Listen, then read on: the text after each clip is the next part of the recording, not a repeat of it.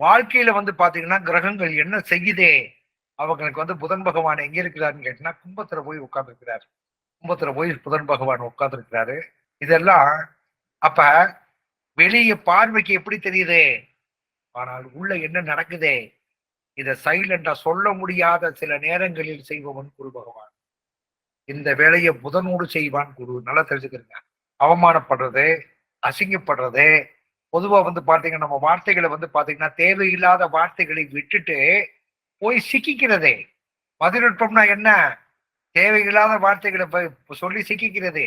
நீங்க பெரும்பாலும் வந்து பாத்தீங்கன்னா ஒரு தரமானவன் வாழ்க்கையில உயரம் நினைக்கிறவன் பப்ளிக்ல போய் எவனால சண்டை போடுவான்னு எங்கேயா பாத்துருப்பீங்க நீங்க? வாழ்க்கையில புதன் கெட்டிருக்கவன் மட்டும்தான் எப்ப பார்த்தாலும் வீட்லயும் சரி, எல்லா பக்கத்துலயும் சரி, முழுக்கு முழுக்குன்னு பெரிய வீர மாதிரி போவா. அதே சமயத்துல என்ன கேட்டீங்கன்னா நிச்சயமாக வம்புக்கு எடுக்கிறது, சண்டைக்கு போறது, இது பூராமே அதனாலதான் சொல்றது. அதாவது வார்த்தையை மட்டும் காயம் மாறி போயிடும், வார்த்தை மாறாது அப்படின்ற மாதிரி. அந்த மாதிரி விஷயத்தை புதன் பகவான் செய்தாலும் அதற்கு பின்னால் ஒளிவு முறைவாக இருப்பவன் யாருன்னு கேட்டீங்கன்னா குரு பகவான். அப்ப புதன் பகவான நம்ம நினைச்சிட்டாலே எங்க இருக்கணும், அவனுக்கு எங்கேயோ ஒரு பக்கம் விஷம் வந்து பாத்தீங்கன்னா ஒரு துளி விஷம் குருவோட சேர்ந்திருக்குன்னு அர்த்தம்.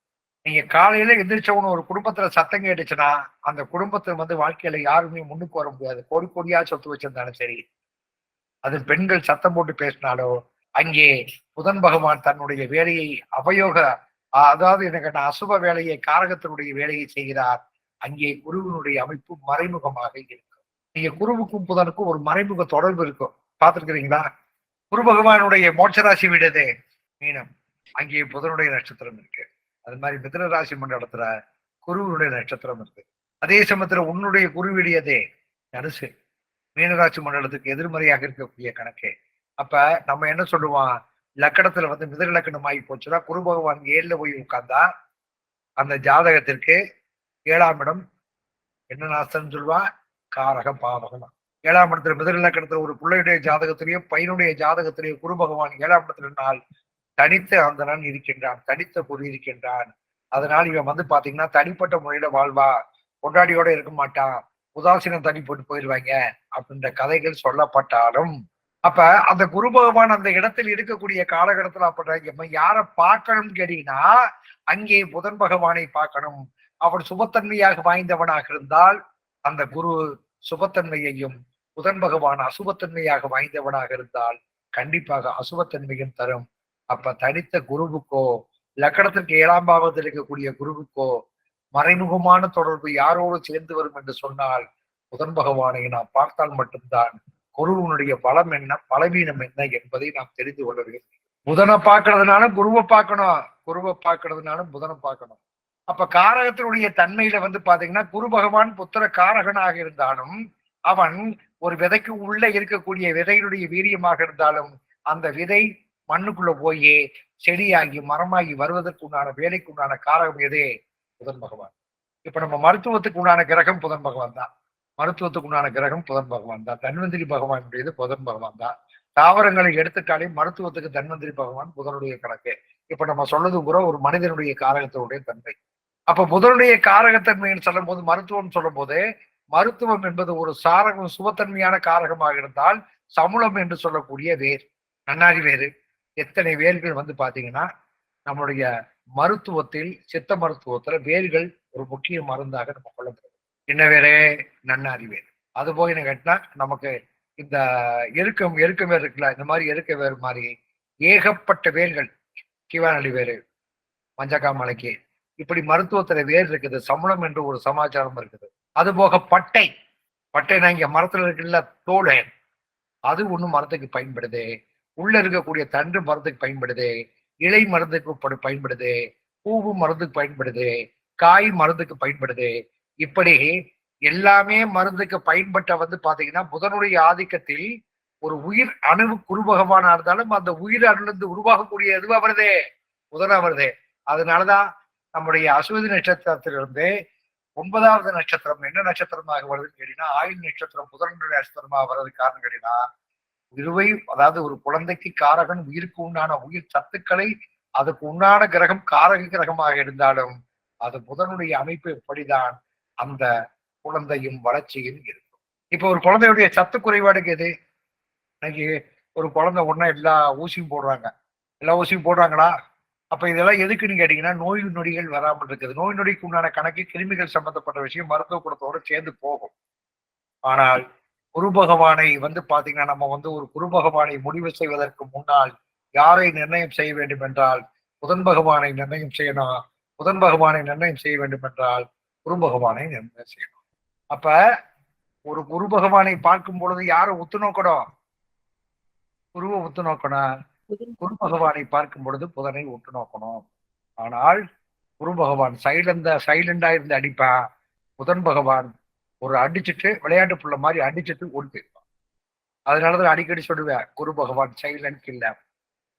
பெரும்பாலும் சுப்பிரநாம யோகம், அதுபோக எனக்கு வஜ்ரநாம யோகம், அதிகண்ட நாம யோகத்தில் பிறந்தவர்களோ, திருவாதிரை சதயம் சுவாதி நட்சத்திரத்தில் பிறந்தவர்களுக்கு, வைநாசிகம் உள்ளவர்களுக்கோ, அல்லது பாத்தீங்கன்னா பஞ்சமி தேதி, அஷ்டமி தேதி, சதுர்த்தி தேதியில் பிறந்தவர்களுக்கோ பெரும்பாலும் புதன் பகவான் கடுமையான பாதிப்பு வருவதற்கு காரணம், ஏகாதேசி திதியில் பிறந்தவர்களுக்கு, ஏகாதேசி திதி யாருடைய திதியாக நம்ம சொல்றோம்? பெருமாளுடைய திதியாக சொன்னாலும் அங்கே சூரியமடையக்கூடிய ராசி மண்டலம் இதே. குரு சைலண்டா வருவான். அப்ப பெருமாளுக்கு மோட்சத்தை கொடுக்க பெருமாளுக்கு குருவுக்கு என்னடா சம்பந்தம்னா அங்கே வைப்பேன் ஆப்பு.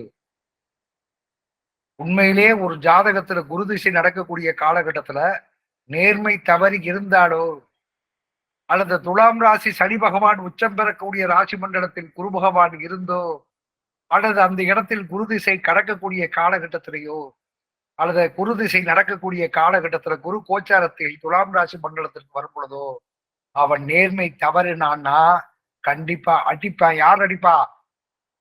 குரு திசை முடிஞ்ச உடனே யார் வருவா? சனி பகவான். கரெக்டா வச்சு எல்லாத்தையும் கேஸ போட்டு, எஃப்ஐஆர் போட்டு, எல்லாத்தையும் பண்ணி, வாய்தா மேல வாய்தா போட்டு, 8 வருஷத்துக்கு முன்னாடி தப்பு கிடையாது இப்ப கணக்கு வச்சு தூக்கிட்டு போய் உள்ள வச்சு குமுவாங்க. யார் செய்வாரு? சனி பகவான் செய்வார். புரியுதா? சத்தம் இல்லாமல் செய்யக்கூடிய தன்மையை கொண்டவன் குரு பகவான். நல்லா தெரிஞ்சுக்கிறீங்க. புதன்னாலே நமக்கு எதுக்கு சொல்றோம் அப்படின்னா, காரக கிரகத்தினுடைய தன்மைகள். இப்ப சந்திரன் தனியா, அவன் தனியா இயங்கிட்டு போயிடுவான். சூரியன் தனியா இயங்கிட்டு போயிடுவான். செவ்வாய் தனியா இயங்கிட்டு போடுவான். புதன் பகவான் இயங்குவான். அவனை இயங்காமல் செய்வதற்கு உண்டான வேலையை செய்பவன் அதாவது அசுப காரக கிரகமாக மாறிவிட்டால், அதாவது மகர ராசி மண்டலம், கும்பராசி மண்டலம், மீனராசி மண்டலம், மேஷம், ரிஷபம், மிதனம், இந்த ராசி மண்டலங்களில் புதன் பகவான் இருந்தால் குரு பகவான் எங்கேயோ ஒரு பக்கம் உட்கார்ந்து சைலண்டா உட்கார்ந்து சைலண்ட் கில்லரா உட்கார்ந்து அமர்ந்து தன்னுடைய பயணத்தை கண்டிப்பாக செய்வார். இந்த மகர ராசி மண்டலத்துல இருந்து மீனராசி மண்டலம் வரைக்கும் பிறந்தவங்களுக்கு யாராவது குரு பகவான், யாராவது ஒருத்தர் சொல்லுங்க, குரு பகவான் எங்க இருக்கிறான்னு சொல்லுங்க. அவங்களுடைய ஜாதகத்துல தீசுனியாதிபதியோ, முடக்காதிபதியோ, அவயோகியோ, கர்ணாதிபதிகள் அவயோகியோ, இந்த சம்பந்தம் இல்லாமல், அவயோகத்தினுடைய கிரகங்களுடைய சம்பந்தம் இல்லாமல் அவர்களுடைய ஜாதகத்தில் மகர ராசி மண்டலம், கும்பராசி மண்டலம், மீனராசி மண்டலம், இந்த 6 ராசி மண்டலங்களை புதன் இருக்க பிறந்தவர்கள் குரு பகவான் எங்கேயோ ஒரு பக்கம் சைலண்டா உட்கார்ந்து. நான் எதுக்கு இவ்வளவு தூரம் இந்த புதன் பகவானை சொல்றேன்னு கேட்டீங்கன்னா, தயவு செய்து குரு பகவான் சொல்லிட்டு நீங்க பாத்தீங்கன்னா புதனுக்கு சம்பந்தப்பட்ட சைலண்டா வேலை செய்வாங்க. புதனாக இருந்தால் குரு வேலை செய்வான். நீங்க எத்தனை பேர் சொன்னாலும் கண்டிப்பாக குரு பகவான் புதன் மகர ராசி, கும்பராசி, மீனராசி, இந்த மிதுன ராசி வரைக்கும் குரு பகவானுக்கும் புதனுக்கும் சம்பந்தம் இல்லாமல் ஒரு ஜாதகம், அதாவது இந்த பூலோகத்தில் பிறக்கவே முடியாது. ஆனால் புதனை பற்றி இதுவரைக்கும் நம்முடைய ஜோதிட சாஸ்திரத்தில் ஒரு பெரிய பரிபூர்ணமான விஷயங்களை சொல்லவே இல்லை.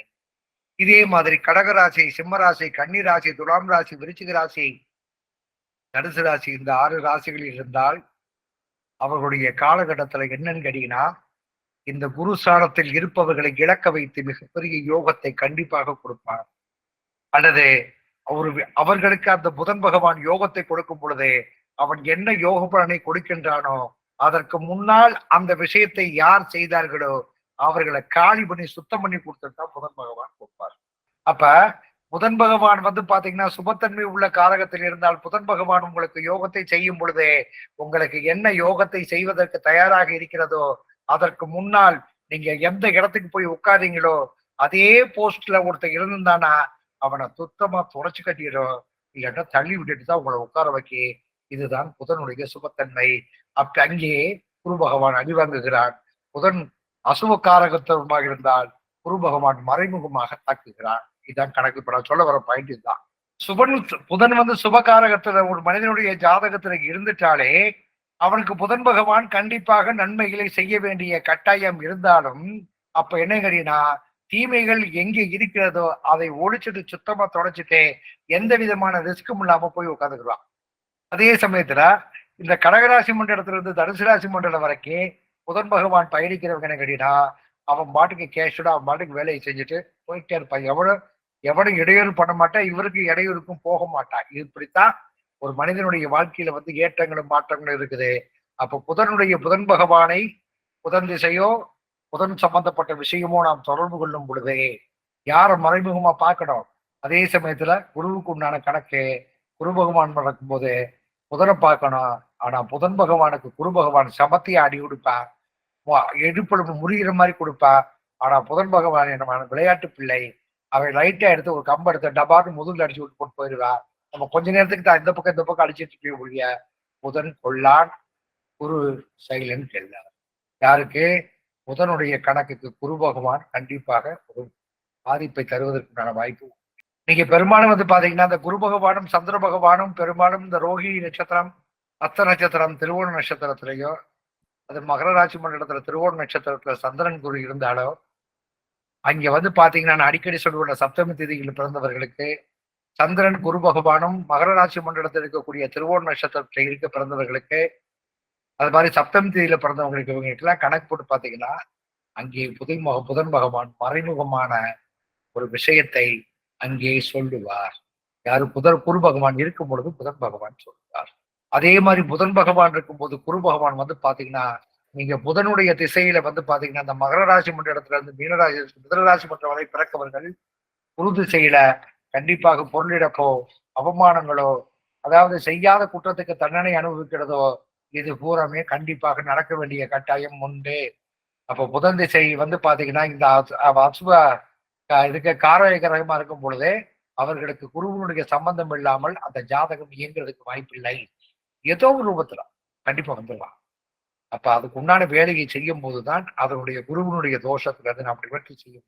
நீங்க பெரும்பாலும் பாத்தீங்கன்னா குரு பார்க்க கோடி நன்மை எல்லாம் சொல்றாங்க. ஆனா குருதிசையில குரு பார்க்க குருதிசை கேந்திர திரிகோணங்கள் இருந்தோம்னா குருதிசை வர்றவ மிகப்பெரிய ஆளாகணுமே, ஆகக்கூடாதா? அறிவு சார்ந்த விஷயங்களை பயணித்து வாழ்க்கையில பெருங்கொண்ட முன்னேற்றம் அடைந்தவர்கள் எத்தனை பேர் சத்தம் இல்லாம தன்னுடைய வாழ்க்கை பயணத்தை கடைசியில் முடிக்கும் போது பெரும் புகழோடு வாழ்றவங்க எத்தனை பேர் இருக்கிறாங்க? சில பேர் வந்தோமா, பிறந்தோமா, சாப்பிட்டோமா, தின்னமா, பேரம்பத்தி எடுத்தோமா, கல்யாணம் முடிச்சோமா, குழந்தை விட்டி எடுத்தோமா, பேரம்பத்தி எடுத்தோமா, ரைட்ஸ் வீடு பாபான்றது காடு போடுது. சரி, வீடு காடு பாபான்றது வீடு போன்றது சொல்றாங்களா இருக்கிறாங்களா நாட்டுல? எல்லாம் மூழ்வினை கர்மத்தினுடைய கணக்கு. நான் எதுக்கு இவ்வளவு தூரம் உங்களுக்கு தெளிவா சொல்றேன் அப்படின்னு சொல்லி கேட்டீங்கன்னா, புதன் பகவானுடைய அசுப காரக கிரகத்துல கிரகங்கள் பயணிக்கக்கூடிய காலகட்டத்துல தயவு செய்து குரு பகவானுடைய திசையோ திதிசூனியமோ கண்டிப்பாக இருக்கும் பொழுது அதில் கவனத்தில் செய்து அந்த ஸ்தலங்களுக்கு கொண்டு அமைத்து விட்டால் சரி. 11ஆம் பாவகம் லக்கணத்திற்கு 11ஆம் பாவகம் சூரிய பகவான் முடக்காதிபதி. ஆனால் நம்முடைய ஸ்தலம் கொடுத்திருக்கக்கூடிய ஸ்தலம் என்ன ஸ்தலம்? பிராமணிக்கு யாராவது போயிருக்கிறீங்களா? அங்க யார் இருக்கிறார்கள் தெரியுமா? அது முப்பரிமாணமா இருக்கும். மேலே சிவனும் பார்வதியும் அதாவது தன்னுடைய உறவு கோலத்தில் இருப்பார்கள். உறவு கோலத்தில் இருக்கக்கூடிய இடம் எதுன்னு கேட்டா அந்த இடம் ஓப்பனா சொல்லப்படும்னா ஒரு ஆணுக்கோ பெண்ணுக்கோ லக்கணத்திற்கு 11ஆம் இடம் என்ற இடத்துல சூரிய பகவான் பயணிச்சுட்டு போயிட்டாலே அவர்களுக்கு உறவு சம்பந்தப்பட்ட விஷயங்களில் உடல் ரீதியாகவோ மன ரீதியாகவோ அல்லது உயிர் சத்து இல்லாத காரணத்தினால் உறவு சம்பந்தப்பட்ட விஷயத்தில் பாதிப்பு ஏற்படும். இதுதான் லக்கணத்திற்கு 11ஆம் இடத்தில் சூரிய பகவான் முடக்காதிபதி ஆயிட்டா இருக்கக்கூடிய கணக்கு. அப்ப அந்த இடத்துல நீங்க அங்க போயிட்டு வந்துட்டாலே, அந்த ஸ்தலத்துக்கு போயிட்டு வந்துட்டாலே மேல பாத்தீங்கன்னா சிவனும் அம்பாலும் ஒரு கணவன் மனைவி இருவரும் உறவு கொண்டிருக்கக்கூடிய நேரத்தை ஒரு மூலவராக வைத்திருக்கிறார்கள். அங்கே அபிஷேகம் கிடையாது, ஒரே தீபாரணம் மட்டும்தான், மற்ற எதுவும் கிடையாது. அதற்கு கீழே பைரவருடைய சன்னிதானம் இருக்குது. அதுக்கு கீழே சிவனுடைய பேர் என்ன கேட்டீங்கன்னா கொடுங்குன்றநாதர். அங்க போனீங்கன்னா உள்ள போனீங்கன்னா ரைட் சைட்ல புதன் பகவானுடைய அதாவது ஒரு மூலவருடைய சிலை இருக்கோ அங்க புதன் பகவானுடைய பாசனம் என்ன பாசனம்? நவபாசனங்கள புதனுடைய பாசனம் என்ன பாசனம்? மனோசிலை. அந்த பாசனத்தினுடைய தன்மை இருக்குது. நீங்க வேணா பாத்தீங்கன்னா இதெல்லாம் வந்து நிச்சயமாக கணக்கு இருக்கும். நீங்க சூரியன் தோஷப்பட்ட இடத்திற்கும் புதனுக்கும் சம்பந்தம் இல்லாமல் இருக்காது. அது மாதிரி அங்கே குருவுக்கும் சம்பந்தம் இல்லாமல் இருக்காது. இப்ப இதனுடைய கணக்குகள் நான் சொல்லிட்டேன், நீங்க எக்ஸ்பிளைன் பண்ணிக்கிறீங்க. புதன் என்றாலே நேரடியாக தாக்காமல் மறைந்து இருக்கக்கூடிய கணக்கே. வாலி யாரு? வாலியை மறைந்து நின்று தானே கொண்டாங்க ராமாயணத்துல. வாயுபுத்திரன் இல்லையா? அவனை எப்படி அடிச்சாங்க? மறைந்து நின்று வாலியை தாக்கினவன் யார்? ஆகாயபுத்திராவை எங்கேயோட பரப்பான்ட்டு மறைந்து நின்று தாக்கினவன் நம்முடைய கதாபாத்திரங்கள் யாரு? ராமர். ராமருடைய அவர் வந்து பாத்தீங்கன்னா குருஸ்தானத்துக்கு உண்டான ஆளா? கடவுளாக எல்லாரும் வழிபடுவதா? ஆமாங்க ஐயா. இதெல்லாம் கதைகள்ல கிரகங்களுடைய காரகத்தினுடைய தொடர்புகளுக்கு சொல்லக்கூடிய விஷயங்கள் தான் நம்முடைய முன்னோர்களுடைய புராண கதைகள் என்பதை யாரும் மறந்துடாதீங்க.